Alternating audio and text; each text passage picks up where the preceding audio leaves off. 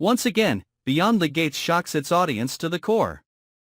A single DNA test has ignited a firestorm, tearing apart the polished facade of a powerful dynasty and exposing the rot beneath its golden surface. When Kat secretly tested the blood relationship between Ted and Eva, she never imagined that within moments, the foundation of the Dupree empire would crumble. The DNA results weren't just evidence, they were a ticking time bomb, a fatal blow that could destroy reputations, careers, and lives. Now, love, honor, and power are colliding in a vortex of betrayal. Ted, the father once seen as unshakable, is caught between guilt and ruin. Eva, the daughter once celebrated as a symbol of family, has been unmasked as a pawn in a larger conspiracy. And Kat, consumed by rage and torn between loyalty and truth, must decide, protect her father by burying the secret forever, or expose it all to save what's left of her conscience. One mistake. One decision. One secret enough to drag everyone to the edge. As trust disintegrates and alliances fracture, who will survive when the truth explodes? And will anyone be strong enough to pull the family back from the abyss of deception? Beyond the Gates is about to deliver a shattering new chapter where there are no heroes, only survivors clawing their way through the darkness of their own lies. Kat understood that from the moment she saw the cold DNA numbers denying any biological link between Ted and Eva. Her life was no longer the life of a daughter begging for love, but the war of an air force to face the darkness her father had buried for years. The anger in her stopped being a sudden outburst and became a slow, subterranean tide, sharp and aching at once. She remembered the recent months, when Ted insisted on defending Eva against every suspicion, when Anita awkwardly pretended to accept, when the household rearranged itself to make room for the second child as if it were inevitable. Every move Ted had made then, Kat had read as betrayal, a sign that he was changing, getting ready to set her aside. But now, as the truth surfaced, those old images twisted into another kind of wound. Ted hadn't only deceived the world, he had deceived his own daughter, using her devotion as part of his strategy to protect his secret. Kat felt betrayed for being kept outside the circle of trust and enraged that a stranger like Eva had been allowed into the family's center, occupying a place that should have been guarded by blood and genuine loyalty, not by a carefully staged fabrication. As Kat reassembled the signs, she realized Ted's fear did not simply spring from whether Eva was or wasn't his child, but from his past with another woman and another child erased from the official portrait the family preferred to admire. There were nights when Ted came home late, his eyes exhausted, one hand gripping a glass as if it might anchor what was slipping out of control. There were arguments with Anita compressed into silence, when she mentioned the old matter with a blade-thin voice and stopped abruptly, afraid someone would overhear. Kat had once dismissed these as ordinary marital scratches, but seen through the DNA results, every small detail was stained with guilt. Ted had crossed a boundary long ago. He had fathered a child outside the flawless pattern the family displayed, and instead of meeting it head-on, he chose to purge the record, severing a bond, entombing the truth beneath layers of power, money, and public virtue. Eva, as the lost daughter found, had been the most convenient mask to shield that fear. Kat grasped that Eva's arrival had not been something Ted couldn't control, it was something he chose to tolerate, because so long as everyone believed Eva was his child, no one would search for the other one.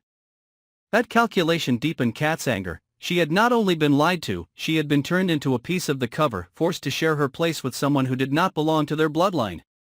The contradiction inside Kat grew harsher.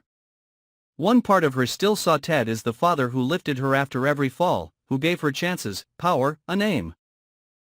Another part wanted to tear the moral skin he wore, to force him to admit that he had allowed a lie to step into their home, shatter her trust, and endanger everyone's future.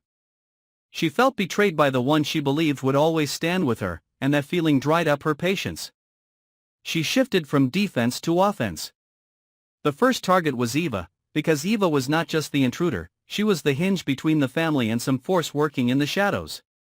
There was no reason a woman would appear with a story so perfectly aligned, be accepted by Ted with such ease, and be entirely innocent. Gentleness, modesty, and tears now read as calculated layers to Kat, and that only strengthened her resolve to prove Eva a threat rather than a victim. Meanwhile, Anita was not as unknowing as others assumed. She had sensed something wrong about Eva from the beginning, but the silence Ted enforced and the family's towering image had pushed her to swallow suspicion and play the understanding wife who accepted a child from before. When Kat found the truth, Anita was the first person she thought of, and the one she could not wholly trust. Anita might turn the DNA into a weapon, destroying Ted to pay back the humiliation of his betrayal, or bartering the truth for leverage in the internal balance of power. Kat knew that once Anita held the secret, the explosion would not stop at removing Eva, it would pitch Ted's entire world into collapse. Political connections, business alliances, media narratives pulled into the vortex. And though Kat was furious, she was not ready to watch her father paraded as a hypocrite on the front page, not ready to see the family thrown to the wolves beyond the gilded gates of their compound. The weight of this duality pressed on her: keep silent and she became an accomplice to a lie, reveal the truth and she might save the family's integrity, but she would also be the one to fire the first irreversible shot. In this configuration, Eva stood on a line as thin as a blade, pawn or architect, it could be either. Kat watched more closely and saw the hidden calls, the vanishing rendezvous, unfamiliar names scribbled in notes, bills that made no sense, transfers that could not be explained by Eva's circumstances. Someone was funding, guiding, shaping her as the perfect piece to slip into Ted's life, feeding on his guilt to control him. Kat no longer doubted, Eva was not only a lie, she was a tactic. The questions grew darker. Was the mind behind her after more than money or status? Was the aim to bring down the lattice of influence Ted had built? Had someone else seized the secret of the real child, using Eva as bait, testing where Ted's weakness would break, how far he would yield? If so, the DNA in Kat's hands was not merely an advantage, it was a flare warning that she was on a collision course with those unafraid to be merciless. In a rare hush, Kat faced herself. The urge to expose Eva crashed into the fear of losing Ted, and into a dim guilt that, however wrong he had also been the man who had lifted her out of nothing.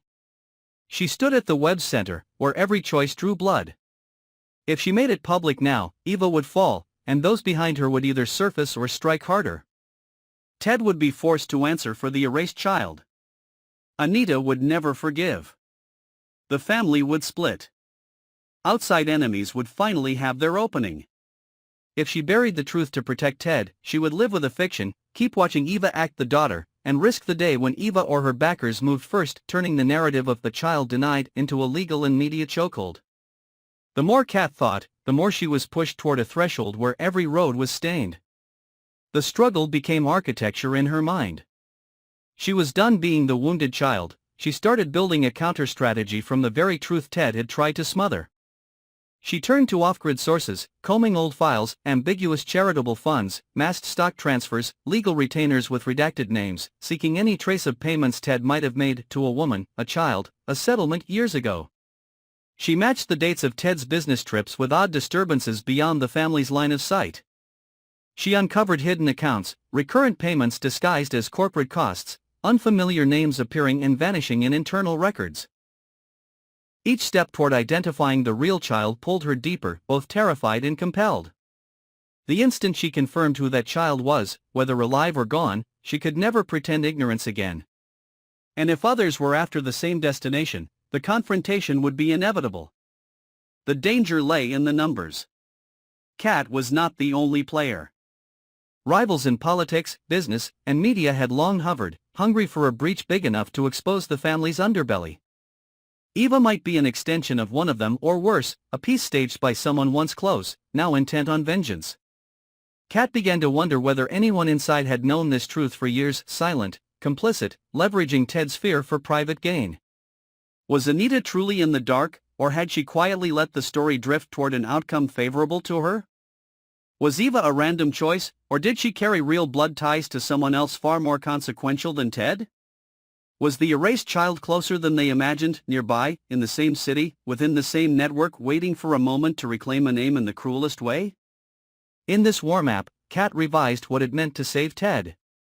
Saving no longer meant blind concealment, it meant forcing him, even cornered, to meet the cost of his choices before others weaponized it beyond recall. Kat could choose to engage Eva in the shadows, eroding her credibility, isolating her from critical relationships, compelling her backers to show themselves. She could design scenarios in which Eva would err, then hold the DNA like a final blade if needed. She could test Anita's limits, measure where pain ends and loyalty begins, and decide whether Anita would be a volatile ally or a threat too wild to trust. She could track the real child and, in a ruthless but coherent endgame, use that existence as an alternate path to salvage the family's honor rather than letting enemies distort it to their advantage. But every design dragged a moral undertow. Kat knew she was becoming the sort she had always despised, someone willing to drive truth like a tool and treat human lives like pieces on a board. Was she protecting Ted out of love, or out of a hunger to control, to keep power inside her grasp? Did she want Eva gone because her instincts were precise, or because she could not accept anyone else touching the only one position? No answer came clean. The blur itself pushed her closer to danger, where one wrong turn could recast her from guardian to destroyer.